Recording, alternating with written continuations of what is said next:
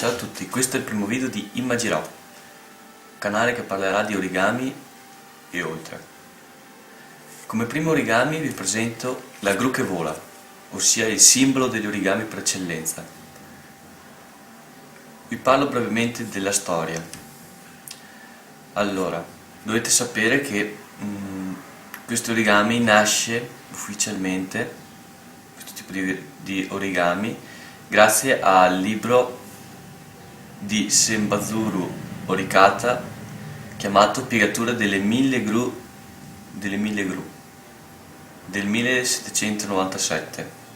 Da lì nascerà anche il detto del desiderio che può scaturire solo dopo aver piegato 1000 gru.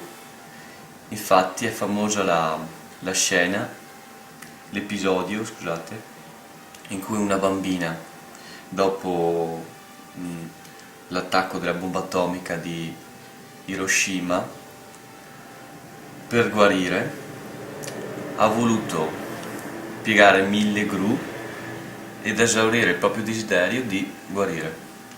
Purtroppo morì prima di poterlo fare e grazie a questo episodio la gru divenne il simbolo della pace e questa bambina ebbe una statua in suo onore. Bene, ora partiamo con il tutorial. Allora, inizialmente si parte sempre da un foglio di base quadrata, come questo. Dopo si creano le pieghe propedeutiche, ossia pieghe che ci facilitano il lavoro. Subito partiamo con una piega sulla diagonale, sull'altra diagonale del quadrato, affinché diventi un triangolo come questo, e poi si riapre in questo modo. Da qui poi possiamo ripetere l'azione di piegatura, ma stando attenti a questo passaggio. Innanzitutto lo si piega e si tende a fare un quadrato in questo modo, piegando il triangolo dal vertice all'altro, sfruttando l'angolo opposto e inarcando le parti non piegate precedentemente. Adesso ripeto l'azione perché va ripetuta specularmente. Si prende l'angolo, lo si sposta dall'altra parte, non piegando in questo modo, ma proprio spostando tutta la carta in modo che si inarchi dai lati, in questo modo. Così si crea il quadrato, così. Ecco. Da adesso dobbiamo fare altre pieghe propedeutiche, quindi lo si gira in modo di avere queste parti in alto e poi si comincia a fare 3 pieghe propedeutiche. Prima piegando a triangolo rettangolo il lato esterno 1 e 2 in questo modo, poi piegando l'angolo basso verso il centro in questo modo. Bene, una volta fatto questo si ritorna all'inizio e si procede in questo modo.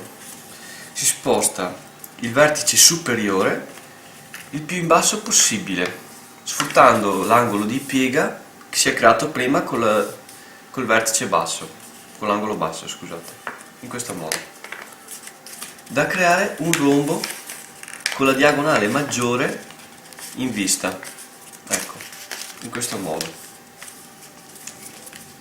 Stessa cosa ripetuta specularmente dall'altra parte, ossia pieghe propedeutiche 1 e 2 e poi piega dal basso verso in alto.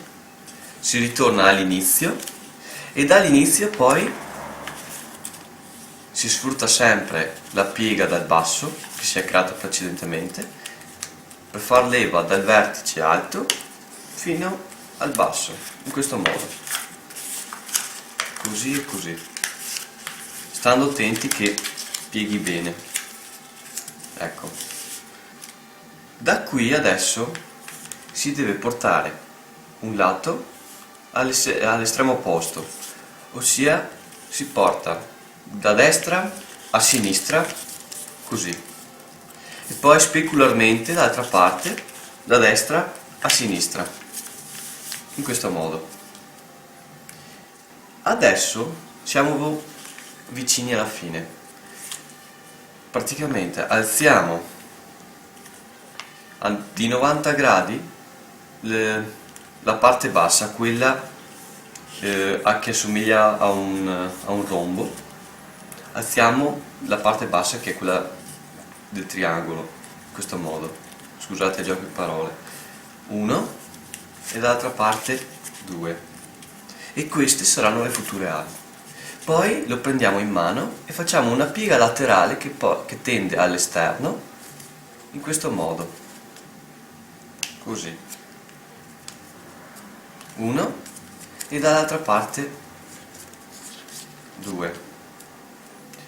Ecco, siamo vicini alla fine, poiché realizziamo la testa inarcando la punta verso il centro, ma leggermente, di 90 gradi, anche di più, e piegando in centro, creando una situazione di questo tipo per la testa.